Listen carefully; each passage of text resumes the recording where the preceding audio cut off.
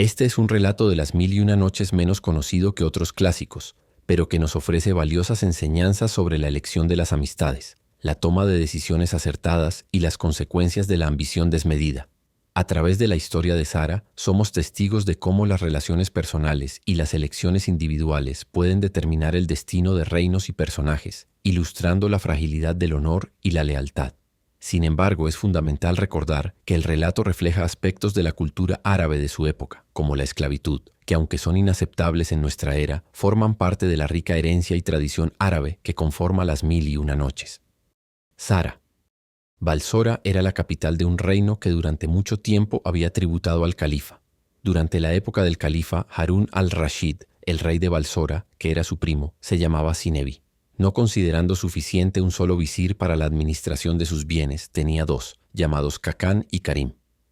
Kacán era amable, generoso y liberal, y se complacía en complacer, en la medida de lo posible, a aquellos que tenían negocios con él. En todo el reino no había nadie que no lo estimara y lo elogiara como se merecía. Karim tenía un carácter totalmente diferente y repelía a todos con los que entraba en contacto. Siempre estaba sombrío, y a pesar de su gran riqueza, era tan avaro que se negaba incluso a los elementos indispensables para la vida. Lo que lo hacía particularmente detestable era la gran aversión que sentía hacia Kacán, de quien nunca cesaba de hablar mal ante el rey. Un día, mientras el rey conversaba con sus dos visires y otros miembros del consejo, la conversación giró en torno a las esclavas. Mientras algunos declaraban que bastaba con que una esclava fuera hermosa, otros, entre los que se encontraba Kacán, sostenían que la belleza por sí sola no era suficiente, sino que debía estar acompañada de ingenio, sabiduría, modestia y, si era posible, conocimientos. El rey no solo declaró estar de acuerdo con esta opinión, sino que encargó a Kacán que le consiguiera una esclava que cumpliera con todas estas condiciones. Karim, que había sido del bando opuesto y demostró celos del honor concedido a Kacán, dijo: «Señor, será muy difícil encontrar una esclava tan completa como desea su majestad. Y si se encuentra, no costará menos de 10.000 piezas de oro». «Karim», respondió el rey, «parece que consideras esa suma muy elevada. Para ti puede serlo, pero para mí no lo es».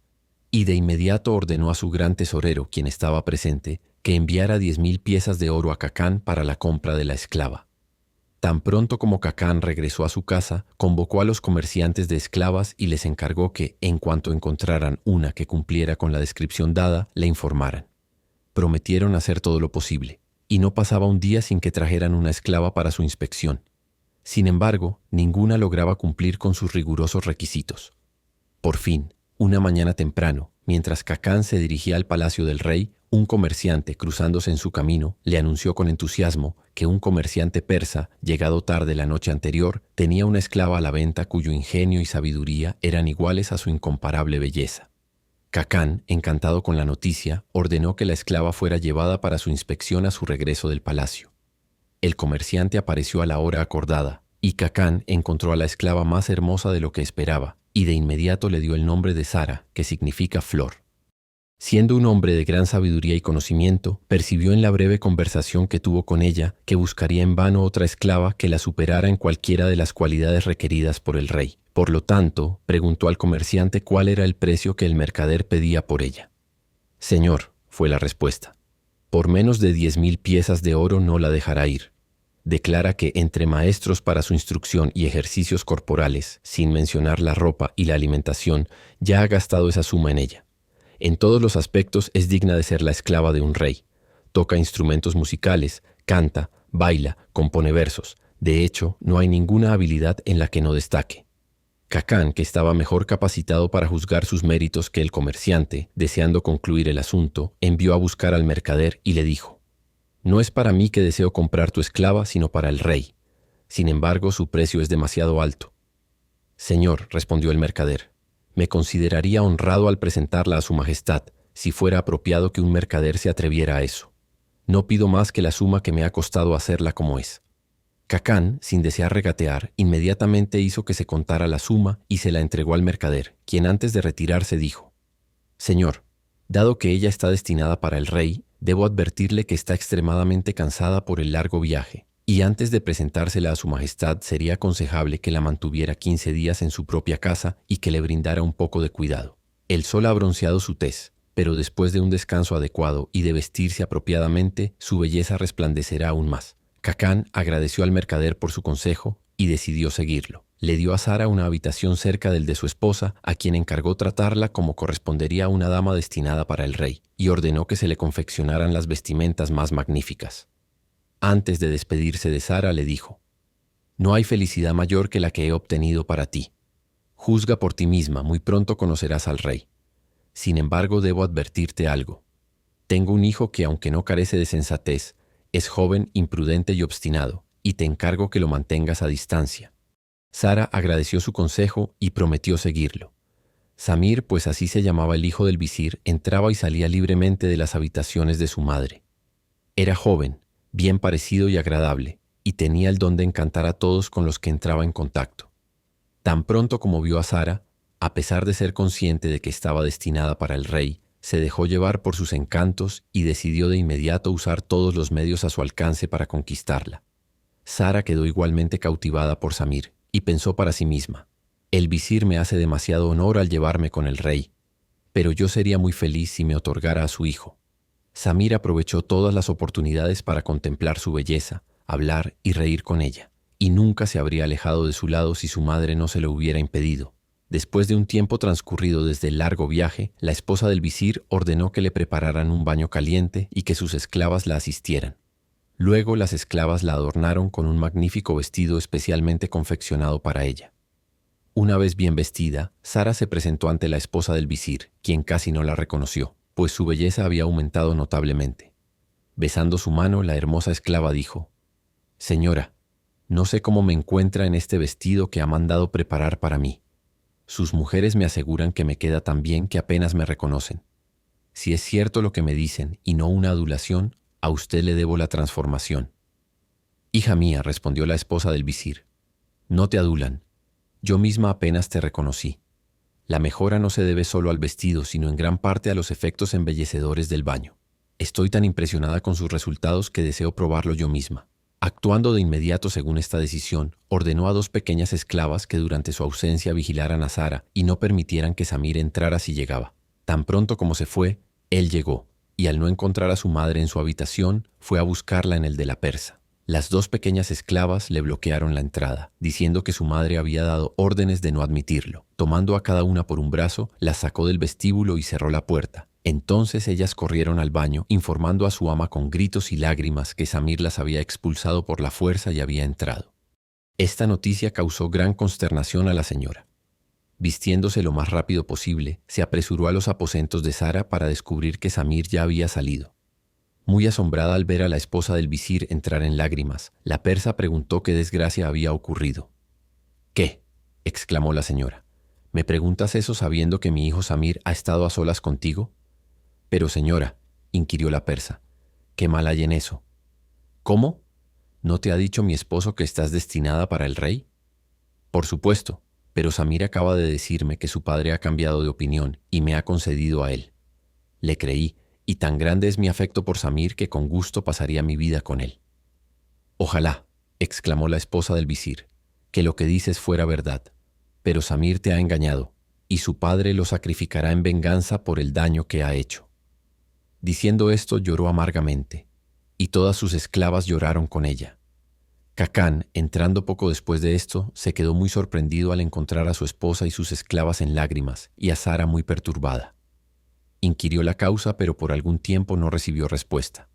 Cuando su esposa finalmente se calmó lo suficiente para informarle de lo que había sucedido, su ira y mortificación no conocieron límites. Retorciendo sus manos y rasgando su barba, exclamó: «Desdichado hijo, no solo te destruyes a ti mismo, sino también a tu padre. El rey derramará no solo tu sangre, sino la mía». Su esposa trató de consolarlo diciendo: «No te atormentes. Con la venta de mis joyas obtendré 10.000 piezas de oro, y con esta suma comprarás otra esclava». «No supongas que es la pérdida del dinero lo que me afecta», replicó su esposo. «Mi honor está en juego, y eso es más precioso para mí que toda mi riqueza. Sabes que Karim es mi enemigo mortal. Relatará todo esto al rey y verás las consecuencias que resultarán».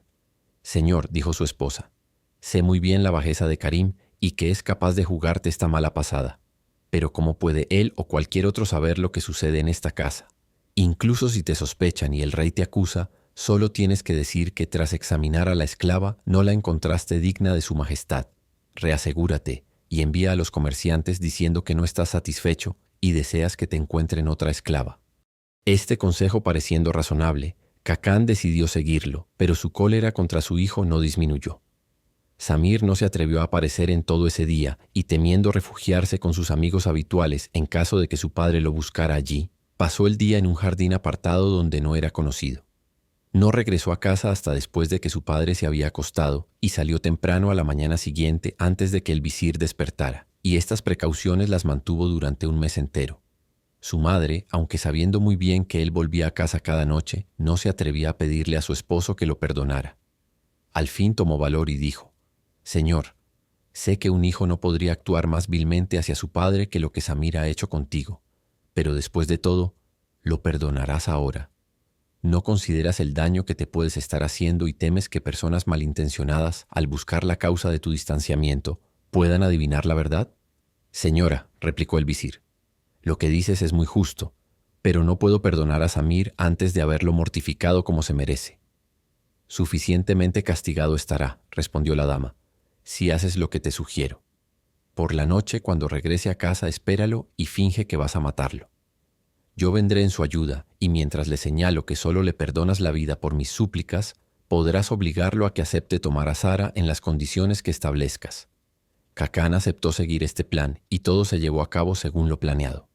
Al regresar Samir, Cacán fingió estar a punto de matarlo, pero cediendo a las súplicas de su esposa, le dijo a su hijo: «Debes tu vida a tu madre. Te perdono gracias a su intercesión y con la condición de que tomes a Sara como tu esposa y no como esclava, que jamás la vendas ni la abandones». Samir, sin esperar tanta indulgencia, agradeció a su padre y juró cumplir su deseo.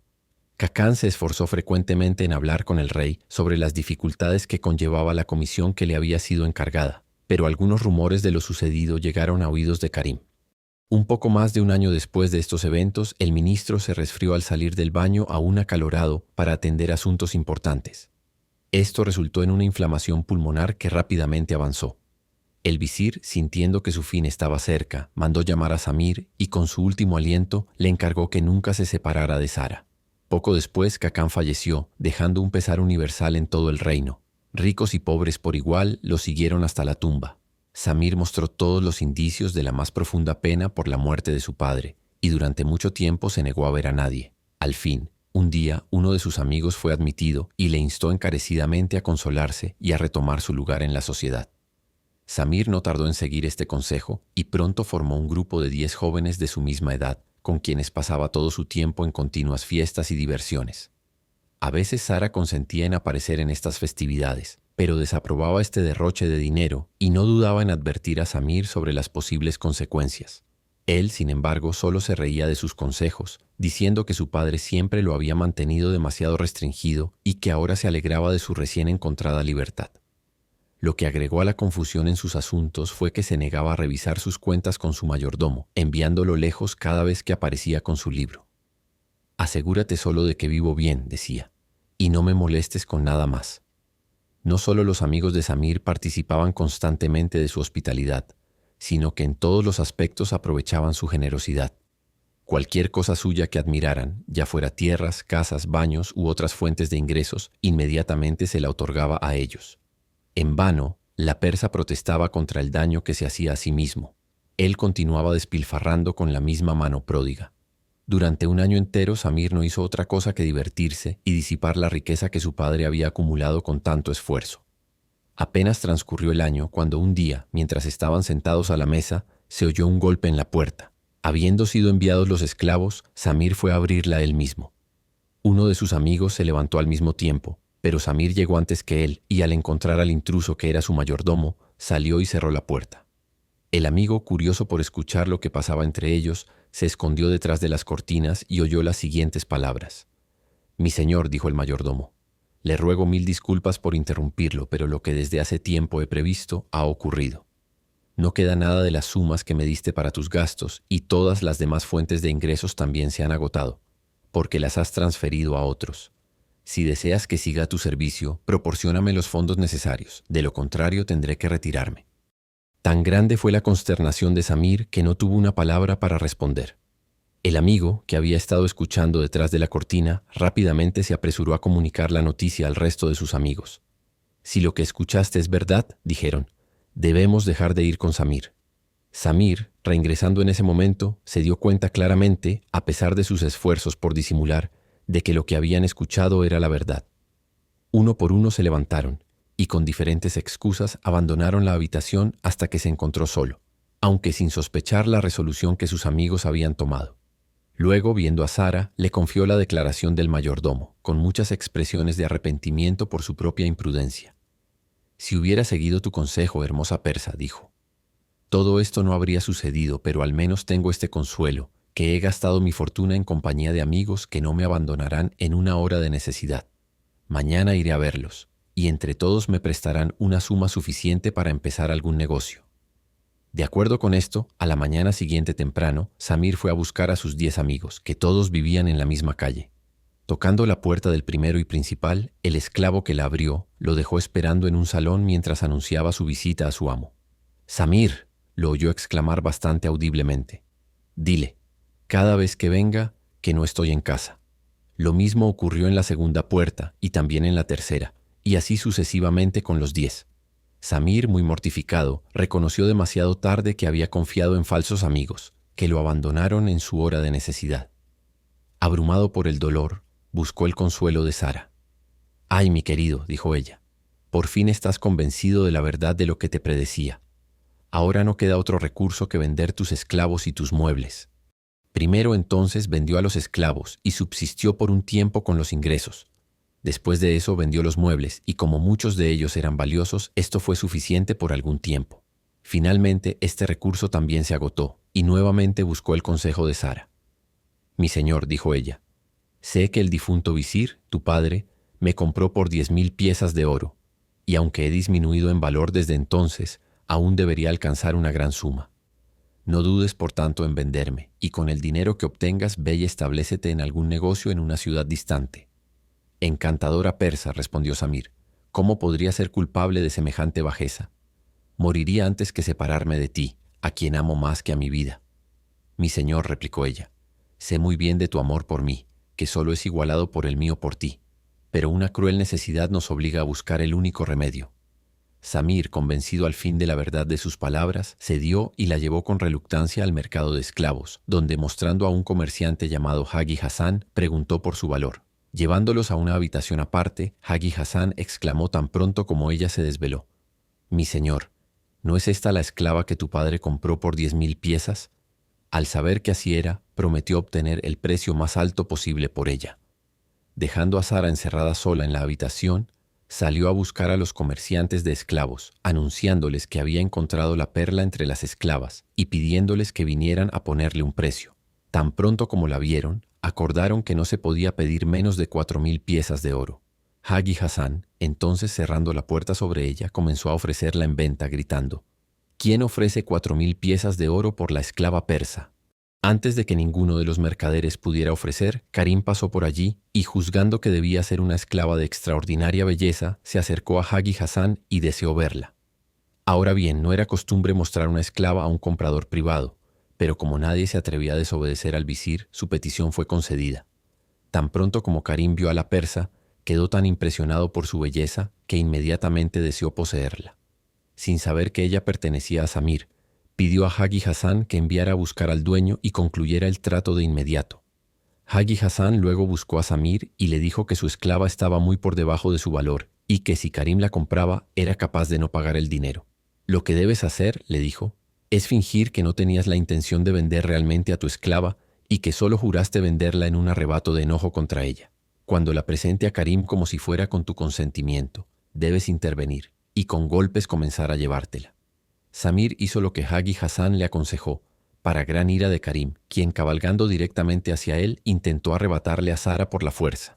Samir, dejándola ir, tomó el caballo de Karim por las riendas y, alentado por los aplausos de los presentes, lo arrastró al suelo, lo golpeó severamente y lo dejó en la cuneta empapado en sangre.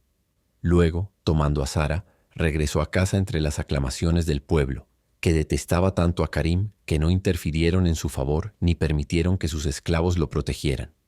cubierto de pies a cabeza de lodo y empapado en sangre. Karim se levantó y, apoyándose en dos de sus esclavos, se dirigió directamente al palacio, donde solicitó una audiencia con el rey, a quien relató lo sucedido con estas palabras: «Que complazca a su majestad, había ido al mercado de esclavos para comprarme un cocinero. Mientras estaba allí, oí que se ofrecía una esclava por 4.000 piezas. Al pedir verla, descubrí que su belleza era incomparable y que estaba siendo vendida por Samir, el hijo de su difunto visir, a quien su majestad recordará haber entregado una suma de 10.000 piezas de oro para la compra de una esclava. Esta es la misma esclava a quien, en lugar de traer a su majestad, entregó a su propio hijo. Desde la muerte de su padre, Samir ha agotado toda su fortuna, ha vendido todas sus posesiones y ahora se ve reducido a vender la esclava. Al llamarlo hacia mí, le dije: Samir, te daré 10.000 piezas de oro por tu esclava, a quien presentaré al rey. Al mismo tiempo, intercederé por ti ante él, y esto valdrá mucho más para ti que el dinero extra que podrías obtener de los comerciantes». «Viejo malvado», exclamó, «antes que vender mi esclava a ti, se la daría a cualquiera. Pero, Samir, ¿no consideras que al hablar así ofendes al rey, a quien tu padre le debía todo?» Esta amonestación solo lo irritó más. Lanzándose sobre mí como un loco, me arrancó de mi caballo, me golpeó a su antojo y me dejó en el estado en que su majestad me ve. Dicho esto, Karim volteó su cabeza y lloró amargamente. La ira del rey se encendió contra Samir. Ordenó al capitán de la guardia que tomara consigo a 40 hombres, saqueara la casa de Samir, la derribase y llevara a Samir y a la esclava ante él. Un portero, llamado Sangiar, que había sido esclavo de Cacán, al oír esta orden salió furtivamente del apartamento del rey y se apresuró a advertir a Samir de que huyera de inmediato con Sara. Entonces, entregándole 40 piezas de oro, desapareció antes de que Samir tuviera tiempo de agradecerle. Tan pronto como Sara se puso su velo, huyeron juntos y tuvieron la suerte de salir de la ciudad sin ser observados. En la desembocadura del Éufrates encontraron un barco a punto de partir hacia Bagdad. Embarcaron de inmediato, se levantó el ancla y zarparon. Cuando el capitán de la guardia llegó a la casa de Samir, ordenó a sus soldados que rompieran la puerta y entraran por la fuerza, pero no encontraron rastro alguno de Samir y su esclava, ni los vecinos pudieron darles información sobre ellos. Cuando el rey supo que habían escapado, emitió una proclama ofreciendo una recompensa de 1.000 piezas de oro a quien trajera a Samir y a la esclava, y advirtiendo que quien los ocultara sería severamente castigado. Mientras tanto, Samir y Sara llegaron sanos y salvos a Bagdad. Cuando el barco ancló, pagaron 5 piezas de oro por su pasaje y desembarcaron. Nunca habiendo estado en Bagdad antes, no sabían dónde buscar alojamiento. Deambulando a lo largo de las orillas del Tigris, encontraron un jardín amurallado. La puerta estaba cerrada, pero enfrente había un vestíbulo abierto con un sofá a cada lado. «Aquí», dijo Samir, «pasaremos la noche», y recostándose en los sofás, pronto se quedaron dormidos. Ahora bien, este jardín pertenecía al califa. En el medio de él había un vasto pabellón, cuyo suntuoso salón tenía 80 ventanas, y cada ventana tenía un candelabro, iluminado únicamente cuando el califa pasaba la noche allí. Solo el portero vivía allí, un viejo soldado llamado Amir Malik, quien tenía órdenes estrictas de tener mucho cuidado con quien admitía, y nunca permitir que nadie se sentara en los sofás junto a la puerta. Esa noche había salido a hacer un recado. Cuando regresó y vio a 2 personas dormidas en los sofás, estuvo a punto de arrojarlas a golpes, pero, acercándose más, percibió que eran un apuesto joven y una bella joven, y decidió despertarlos por medios más amables. Samir, al ser despertado, dijo al viejo que eran extranjeros y solo deseaban pasar la noche allí. «Vengan conmigo», dijo Amir Malik, «les daré alojamiento y les mostraré un magnífico jardín que me pertenece». Diciendo esto, el portero los condujo al jardín del califa, cuyas bellezas los llenaron de asombro y maravilla. Samir sacó 2 piezas de oro y, dándoselas a Amir Malik, dijo: «Te ruego que nos traigas algo de comer para que podamos disfrutar juntos». Siendo muy avaro, Amir Malik decidió gastar solo 1/10 parte del dinero y quedarse con el resto para sí.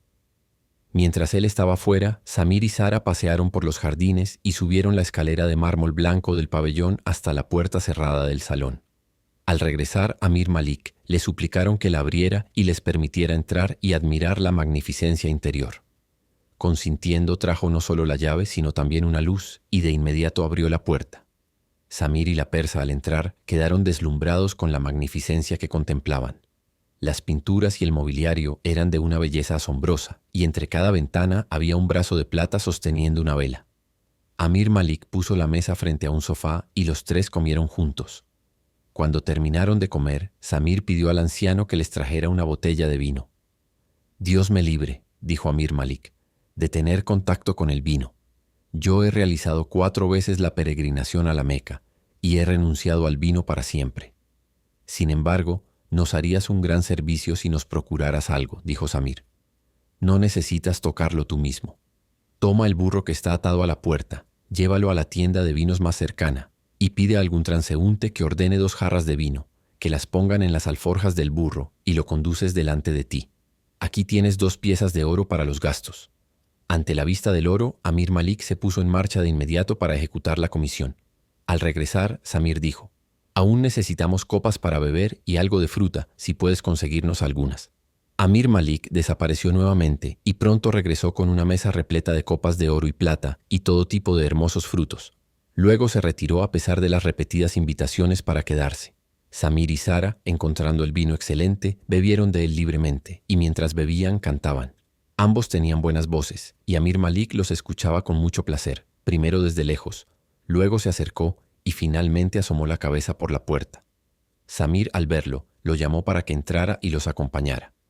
Al principio el anciano se negó, pero fue persuadido a entrar, a sentarse en el borde del sofá más cercano a la puerta y finalmente a acercarse más y sentarse al lado de Sara, quien lo instó persistentemente a beber por su salud, hasta que finalmente cedió y tomó la copa que ella le ofrecía. Ahora bien, el anciano solo pretendía haber renunciado al vino. Frecuentaba las bodegas de vino como otras personas y no había tomado ninguna de las precauciones que Samir había propuesto. Una vez que cedió, fue fácilmente persuadido a tomar una segunda copa y una tercera, y así sucesivamente hasta que ya no sabía lo que estaba haciendo. Hasta cerca de la medianoche continuaron bebiendo, riendo y cantando juntos. En ese momento la persa, percibiendo que la habitación estaba iluminada solo por una miserable vela de sebo, pidió a Amir Malik que encendiera algunas de las hermosas velas en los brazos de plata. «Enciéndelas tú misma», respondió el anciano. «Tú eres más joven que yo, pero deja que 5 o 6 sean suficientes». Sin embargo, ella no se detuvo hasta que había encendido las 80, pero Amir Malik no se dio cuenta de esto, y cuando poco después Samir propuso encender algunos de los candelabros, él respondió: «Tú eres más capaz de encenderlos que yo, pero no más de 3. Samir, lejos de contentarse con 3, encendió todos y abrió todas las 80 ventanas. El califa Harún al-Rashid, abriendo en ese momento una ventana en el salón de su palacio que daba al jardín, se sorprendió al ver el pabellón brillantemente iluminado. Llamando al gran visir, Amir le dijo: «Visir negligente, mira el pabellón y dime por qué está iluminado cuando yo no estoy allí». Cuando el visir vio que era como decía el califa, tembló de miedo e inmediatamente inventó una excusa. «Su Majestad», dijo el visir, «debo informarle que hace 4 o 5 días Amir Malik me comunicó su deseo de convocar una asamblea de los ministros de su mezquita y solicitó permiso para celebrarla en el pabellón. Le concedí su petición, pero olvidé mencionárselo a su Majestad». «Amir», respondió el califa, «has cometido 3 faltas. Primero, al dar el permiso. Segundo, al no mencionármelo. Y tercero, al no investigar el asunto más de cerca. Como castigo te condeno a pasar el resto de la noche conmigo en compañía de estas dignas personas. Mientras me visto como ciudadano, ve y disfrázate, y luego ven conmigo». Cuando llegaron a la puerta del jardín, la encontraron abierta, para gran indignación del califa. La puerta del pabellón también estaba abierta, subieron suavemente las escaleras y miraron por la puerta entreabierta del salón. Grande fue su sorpresa al ver a Amir Malik, cuya sobriedad nunca había dudado, bebiendo y cantando con un joven y una hermosa dama. El califa, antes de dejarse llevar por su ira, decidió observar y ver quiénes eran las personas y qué hacían. En un momento Amir Malik preguntó a Sara si faltaba algo para completar su disfrute de la noche. «Si tan solo», dijo ella, «tuviera un instrumento con el cual pudiera tocar». Amir Malik sacó inmediatamente un laúd de un armario y se lo entregó a la persa, quien comenzó a tocarlo y a cantar con tal habilidad y gusto que el califa quedó encantado. Cuando ella terminó, el califa bajó suavemente las escaleras y dijo al visir: «Nunca he oído una voz más fina ni un laúd mejor tocado. Estoy decidido a entrar y hacer que toque para mí». «Su Majestad», dijo el visir, «si Amir Malik te reconoce, morirá de miedo». «Lo lamentaría mucho», respondió el califa, «y voy a tomar medidas para evitarlo. Espera aquí hasta que vuelva». Ahora bien, el califa había provocado que una curva del río formara un lago en su jardín. Allí se encontraban los mejores peces del Tigris, pero la pesca estaba estrictamente prohibida. Sucedió que esa noche, sin embargo, un pescador había aprovechado que la puerta estaba abierta para entrar y lanzar sus redes. Estaba a punto de recogerlas cuando vio acercarse al califa. Reconociéndolo de inmediato a pesar de su disfraz, se arrojó a sus pies implorando perdón. «No temas», dijo el califa, «solo levántate y recoge tus redes». El pescador hizo lo que se le había dicho y sacó 5 o 6 peces hermosos, de los cuales el califa tomó los 2 más grandes. Luego pidió al pescador que intercambiara ropa con él, y en pocos minutos el califa se transformó en un pescador, hasta en los zapatos y el turbante. Tomando los 2 peces en la mano, regresó al visir, quien sin reconocerlo habría intentado echarlo. Dejando al visir al pie de las escaleras, el califa subió y llamó a la puerta del salón. Samir la abrió y el califa, permaneciendo en el umbral, dijo: «Amir Malik, soy el pescador Kerim. Al ver que estás festejando con tus amigos te traigo estos peces». Samir y la persa dijeron que cuando los peces estuvieran bien cocinados y preparados los comerían con gusto. Entonces el califa regresó al visir y se pusieron a cocinar los peces en la casa de Amir Malik, haciendo un plato tan tentador que Samir y Sara lo comieron con gran deleite. Cuando terminaron, Samir tomó 30 piezas de oro, todo lo que quedaba de lo que Sangiar le había dado, y se las entregó al califa, quien, agradeciéndole, le pidió como un favor adicional si la dama tocase una pieza en el laúd. La persa accedió con gusto, y cantó y tocó de tal manera que encantó al califa. Samir, acostumbrado a dar a los demás lo que admiraban, dijo: «Pescador, como ella te agrada tanto, tómala, es tuya». Sara, asombrada de que él quisiera separarse de ella, tomó su laúd y con lágrimas en los ojos cantó sus reproches a su música. El califa, todavía en el carácter de pescador, le dijo: «Señor, percibo que esta hermosa dama es tu esclava. Te suplico por favor que me relates tu historia». Samir accedió gustosamente a esta petición y relató todo, desde la compra de la esclava hasta el momento presente. «¿Y a dónde vas ahora?», preguntó el califa. «A donde la mano de Alá me lleve», dijo Samir. «Entonces, si me escuchas», dijo el califa, «debes regresar inmediatamente a Basora. Te daré una carta para el rey que te asegurará una buena recepción por su parte». «Es insólito», dijo Samir, «que un pescador tenga correspondencia con un rey». «No te asombres por eso», respondió el califa. «Estudiamos juntos y siempre hemos sido los mejores amigos, aunque la fortuna, al hacerlo rey a él, me dejó a mí como un humilde pescador». El califa entonces tomó una hoja de papel y escribió la siguiente carta, en la parte superior de la cual puso en caracteres muy pequeños esta fórmula para mostrar que debía ser obedecido implícitamente: «En el nombre del Dios más misericordioso. Carta del califa. Harún al-Rashid al rey de Basora. Harún al-Rashid, hijo de Mahdi, envía esta carta a Mohammed Zinebi, su primo. Tan pronto como Samir, hijo del visir Khacan, portador de esta carta, te la haya entregado y la hayas leído, quítate tu manto real, póntelo sobre sus hombros y siéntalo en tu lugar sin falta. Adiós». El califa luego dio esta carta a Samir, quien inmediatamente partió con el poco dinero que poseía cuando Sangiar vino en su ayuda. Sara, inconsolable por su partida, se desplomó en un sofá bañada en lágrimas. Cuando Samir hubo salido de la habitación, Amir Malik, quien hasta entonces había guardado silencio, se permitió un largo suspiro antes de hablar. Con una voz que apenas ocultaba la avaricia y el resentimiento que siempre lo acompañaban, dijo: «Por 2 miserables peces has recibido una bolsa y una esclava. Te digo que me quedaré con la esclava, y en cuanto a la bolsa, si contiene plata, puedes quedarte con una pieza. Si es oro, entonces me quedaré con todo y te daré las piezas de cobre que tengo en mi bolsa». Ahora, hay que relatar que cuando el califa subió con el plato de pescado, ordenó al visir que se apresurara al palacio y trajera de vuelta 4 esclavos con un cambio de vestimenta, que debían esperar fuera del pabellón hasta que el califa aplaudiera. Todavía personificando al pescador, el califa respondió: «Amir Malik, compartiremos igualmente lo que hay en la bolsa, pero en cuanto a la esclava me la quedaré para mí. Si no aceptas estas condiciones no tendrás nada». El anciano, furioso por lo que consideraba una insolencia, tomó una copa y la lanzó al califa, quien fácilmente evitó el proyectil del hombre borracho. Golpeó contra la pared y se rompió en 1000 pedazos. Amir Malik, aún más enfurecido, salió a buscar un palo. En ese momento el califa aplaudió, Y el visir y los 4 esclavos entraron, se quitaron la ropa de pescador y le pusieron la vestimenta que habían traído. Cuando Amir Malik regresó con un palo grueso en la mano, el califa estaba sentado en su trono y lo único que quedaba del pescador eran sus ropas en el centro de la habitación. Arrojándose al suelo a los pies del califa, dijo: «Su Majestad, tu miserable esclavo te ha ofendido y te implora perdón». El califa descendió de su trono y dijo: «Levántate, te perdono». Luego, volviéndose hacia la persa, dijo: «Bella dama, ahora sabes quién soy. También debes saber que he enviado a Samir a Basora para ser rey, y tan pronto como se hagan todos los preparativos necesarios, te enviaré allí para que seas reina.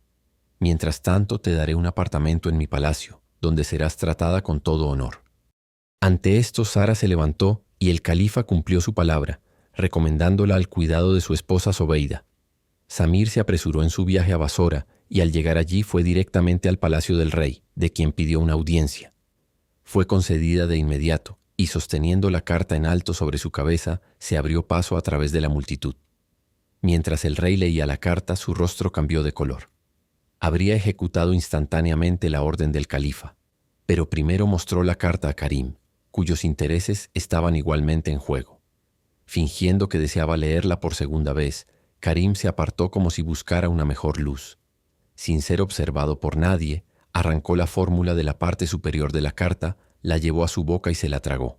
Luego, volviéndose hacia el rey, dijo: «Su Majestad no tiene necesidad de obedecer esta carta. La escritura es en efecto la del califa, pero la fórmula está ausente. Además, no ha enviado un mensajero exprés con la patente, sin la cual la carta no es válida. Deja todo en mis manos y asumiré las consecuencias». El rey no solo escuchó las persuasiones de Karim, sino que entregó a Samir en sus manos. Primero le administraron una golpiza tan severa que quedó más muerto que vivo. Luego Karim lo arrojó a la mazmorra más oscura y profunda y lo alimentó solo con pan y agua. Después de 10 días, Karim decidió poner fin a la vida de Samir, pero no se atrevía a hacerlo sin la autoridad del rey. Para lograr este objetivo, cargó a varios de sus esclavos con ricos regalos y se presentó ante el rey a la cabeza de ellos, diciendo que eran del nuevo rey en su coronación. «¿Qué?», dijo el rey. «¿Ese desgraciado todavía está vivo? Ve y decapítalo de inmediato, te autorizo». «Señor», dijo Karim, «agradezco a su majestad por la justicia que me hace. Le suplicaría además que, como Samir me ofendió públicamente, la ejecución se lleve a cabo frente al palacio y que se proclame por toda la ciudad para que nadie quede ignorante de ello». El rey concedió estas solicitudes y el anuncio causó una pena universal, pues la memoria del padre de Samir aún permanecía fresca en los corazones de su pueblo. Karim, acompañado de 20 de sus propios esclavos, fue a la prisión a buscar a Samir, a quien montó en un caballo desdichado sin silla. Al llegar al palacio, Karim entró donde el rey, dejando a Samir en la plaza, rodeado no solo por los esclavos de Karim, sino también por la guardia real, que tenía gran dificultad en evitar que la gente se abalanzara para rescatar a Samir. Tan grande era la indignación contra Karim que si alguien hubiera dado el ejemplo, lo habrían apedreado en su camino por las calles. Karim, que observaba la agitación del pueblo desde las ventanas de los aposentos privados del rey, llamó al verdugo para que golpeara de inmediato. Sin embargo, el rey ordenó que se retrasara. No solo estaba celoso de la interferencia de Karim, sino que tenía otra razón. En ese momento se vio un grupo de jinetes galopando a toda velocidad hacia la plaza. Karim sospechaba quiénes podrían ser y urgió al rey a dar la señal para la ejecución sin demora. Pero el rey se negó a hacerlo hasta saber quiénes eran los jinetes. Ahora bien, eran el visir Amir y su séquito, llegando a toda velocidad desde Bagdad. Durante varios días después de la partida de Samir con la carta, el califa había olvidado enviar el mensaje exprés con la patente, sin la cual la carta era inútil. Un día, escuchando una hermosa voz en la parte de las mujeres del palacio, que emitía lamentaciones, se le informó que era la voz de Sara, y recordando de repente la patente, envió a buscar a Amir y le ordenó que se dirigiera a Balsora con la máxima rapidez. Si Samir estuviera muerto, que colgara a Karim. Si todavía estuviera vivo, que lo llevara de inmediato a Bagdad junto con el rey y Karim. Amir cabalgó a toda velocidad a través de la plaza y se detuvo en los escalones del palacio, donde el rey salió a recibirlo. La primera pregunta del visir fue si Samir aún estaba vivo. El rey respondió que sí, y fue llevado inmediatamente, aunque atado de pies y manos. Por órdenes del visir, sus ataduras fueron desatadas de inmediato y Karim fue atado con las mismas cuerdas. Al día siguiente, Amir regresó a Bagdad llevando consigo al rey, a Karim y a Samir. Cuando el califa se enteró del trato que había recibido Samir, le autorizó a decapitar a Karim con sus propias manos, pero él declinó derramar la sangre de su enemigo, quien fue entregado de inmediato al verdugo. El califa también deseaba que Samir reinara sobre Balsora, pero él también rechazó esto, diciendo que después de lo que había pasado allí, prefería no volver nunca, y en cambio entrar al servicio del califa. Se convirtió en uno de sus cortesanos más íntimos y vivió mucho tiempo en gran felicidad con Sara. En cuanto al rey, el califa se contentó con enviarlo de vuelta a Balsora con la recomendación de ser más cuidadoso en el futuro en la elección de su visir. El fin. Muchas gracias por escuchar nuestra narración de Las Mil y Una Noches. En Héroe.com, como una editorial independiente en crecimiento, nuestro objetivo es hacer que la literatura universal sea más accesible y disfrutable para el lector moderno. Si te ha gustado este contenido, te agradeceríamos muchísimo que nos apoyes con un me gusta y te suscribas a nuestro canal para más narraciones.